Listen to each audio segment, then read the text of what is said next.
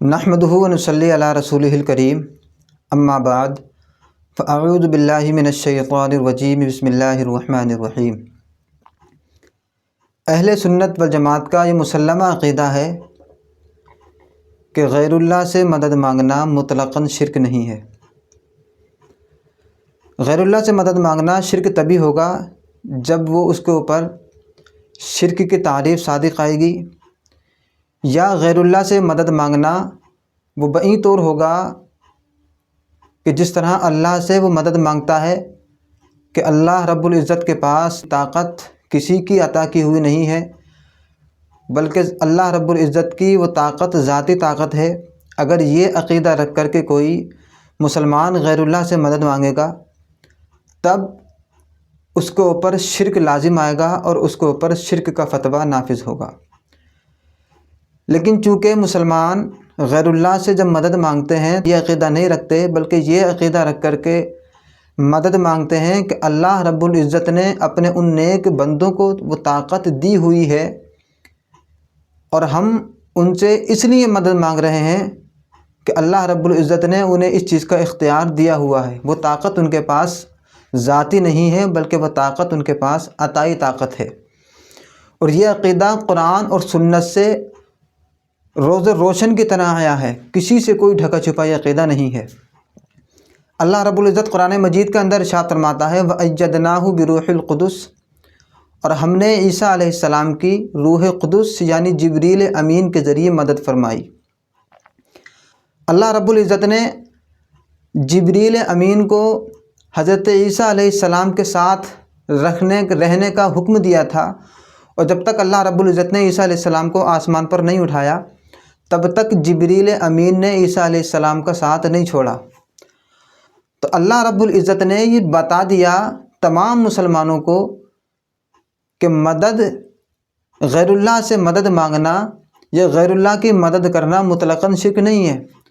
اگر مطلقاً شرک کہہ دیا جائے کہ غیر اللہ سے مدد حاصل کرنا یا غیر اللہ سے مدد مانگنا شرک ہے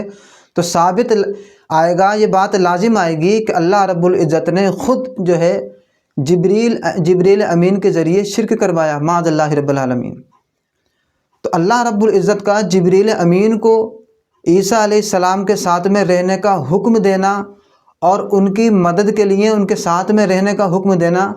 یہ بات ظاہر ہو جاتی ہے اس سے کہ اللہ رب العزت کے علاوہ دوسرے سے بھی مدد ہم حاصل کر سکتے ہیں، مدد مانگ سکتے ہیں، اور اس کے اندر کوئی بھی ایسی خرابی والی بات ہرگز نہیں ہے، کیونکہ جبریل امین کو طاقت وہ دی ہے اللہ رب العزت نے، یا دوسرے اولیاء کرام کو انبیاء کرام کو طاقت دی ہے اللہ رب العزت نے۔ اسی طریقے سے اللہ کے نبی صلی اللہ تعالیٰ علیہ وسلم نے بھی حضرت حسان رضی اللہ تعالیٰ عنہ کے لیے دعا فرمائی۔ بخاری اور ابو داود شریف کی حدیث ہے کہ جب بھی حضرت حسان رضی اللہ تعالیٰ عنہ کے لیے نعت رسول صلی اللہ تعالیٰ علیہ وسلم گنگنانے کے لیے ممبر سجایا جاتا اور حضرت حسان بن ثابت رضی اللہ تعالیٰ عنہ نعت نبی صلی اللہ تعالیٰ علیہ وسلم پڑھتے تو آقا صلی اللہ تعالیٰ علیہ وسلم یہ دعا فرماتے اللہم ایدہ بروح القدس، اے پروردگار تو حسان کی جبریل امین کے ذریعے مدد فرما۔ اب سوال یہ پیدا ہوتا ہے کہ اگر غیر اللہ سے مدد مانگنا مطلقاً شرک ہے تو پھر اللہ رب العزت نے جبریل امین کو عیسیٰ علیہ السلام کی مدد کے لیے کیوں بھیجا، اور عیسیٰ علیہ السلام نے جبریل امین کی مدد حاصل کیوں کی، یا اللہ کے نبی صلی اللہ تعالیٰ علیہ وسلم نے یہ دعا کیوں فرمائی کہ پروردگار تو جبریل امین کو حسان کی مدد کے لیے بھیج، یا حضرت حسان رضی اللہ تعالیٰ عنہ نے جبریل امین کی مدد حاصل کیوں کی۔ اگر مطلقاً ہی غیر اللہ سے مدد مانگنا یا مدد حاصل کرنا شرک ہے تو پھر ان تمام ہستیوں نے کیوں مدد حاصل کی؟ یہ جبریل امین نے عیسیٰ علیہ السلام کی اور حسان رضی اللہ تعالیٰ عنہ کی مدد کیوں کی؟ اگر شرک تھا تو نہ مدد حاصل کرنی چاہیے تھی اور نہ مدد کرنی چاہیے تھی، اور نہ اللہ رب العزت جو ہے عیسیٰ علیہ السلام کی مدد کے لیے یا حضرت حسان رضی اللہ تعالیٰ عنہ کی مدد کے لیے جبریل امین کو بھیجتا۔ تو بات صاف ظاہر ہوتی ہے کہ غیر اللہ سے مدد مانگنا کبھی بھی شرک نہیں ہے مطلقاً، اور ہرگز شرک نہیں ہے۔ اسی طریقے سے یہ بات بھی صاف ظاہر ہو جاتی ہے کہ جب عیسیٰ علیہ السلام کے خادم حضرت جبریل علیہ السلام اور ہمارے نبی صلی اللہ تعالیٰ علیہ وسلم کے خادم حضرت جبریل علیہ السلام حضرت عیسیٰ علیہ السلام کی اور حضرت حسان رضی اللہ تعالیٰ عنہ کی مدد کر سکتے ہیں،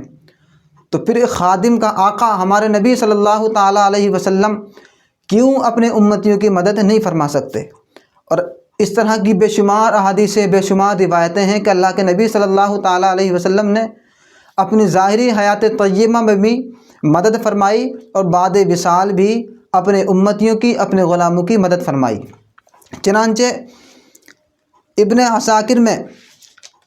حضرت ابو قاسم ثابت بن احمد بغدادی روایت کرتے ہیں کہ میں نے دیکھا کہ ایک مرتبہ آقا کریم صلی اللہ تعالیٰ علیہ وسلم کے روضہ اقدس کے برابر سے کسی نے فجر کی اذان دی، اور جب اس نے الصلاۃ خیر من النوم کہا تو مسجد نبوی کے خادموں میں سے خادم آیا اور اذان دینے والے کے تھپڑ مار دیا۔ جب تھپڑ مارا اذان دینے والے کے، تو اذان دینے والے نے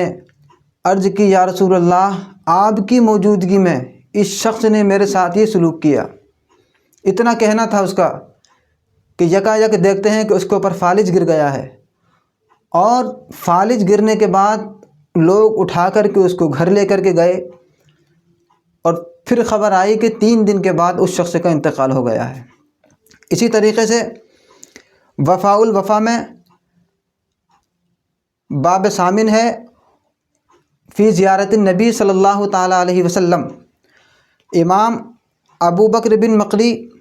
اور ابو القاسم سلیمان بن احمد طبرانی، امام ابو شیخ رحمہم اللہ فرماتے ہیں کہ ہم نے روضہ نبی صلی اللہ تعالیٰ علیہ وسلم پر حاضر ہو کر عریضہ پیش کیا، اور عریضہ اپنی بھوک کا پیش کیا کہ یا رسول اللہ، ہم بھوکے ہیں، ہمیں کھانے کی طلب ہے۔ تو اللہ کے نبی صلی اللہ تعالیٰ علیہ وسلم نے ایک علوی کے ذریعے ان کے لیے کھانا بھیجا۔ وہ علوی آ کر کے کہتا ہے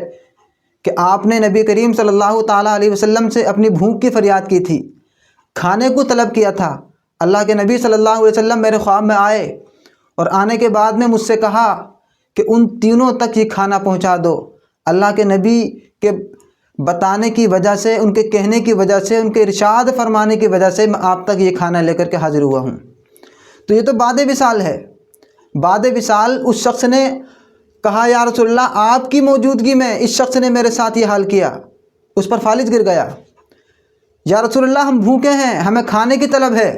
اللہ کے نبی نے علوی کے ذریعے کھانا بھجوا دیا۔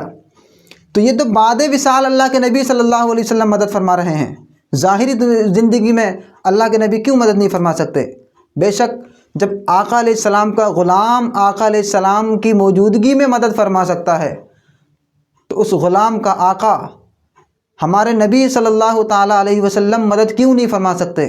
بے شمار احادیث مبارکہ، بے شمار روایتیں ہیں کہ جس میں آقا علیہ السلام نے اپنے ظاہری حیات کے اندر بھی لوگوں کی مدد فرمائی، اپنے غلاموں کی مدد فرمائی، اور بعد وصال اس دنیا سے تشریف لے جانے کے بعد بھی مدد فرمائی اور فرما رہے ہیں، اور انشاءاللہ العزیز قیامت تک مدد فرماتے رہیں گے۔ تو یہ نہ شرک ہے مطلقاً، نہ گناہ ہے، بلکہ یہ ہمارا عقیدہ ہے کہ ہمارے نبی صلی اللہ تعالیٰ علیہ وسلم اور ان مقدس ہستیوں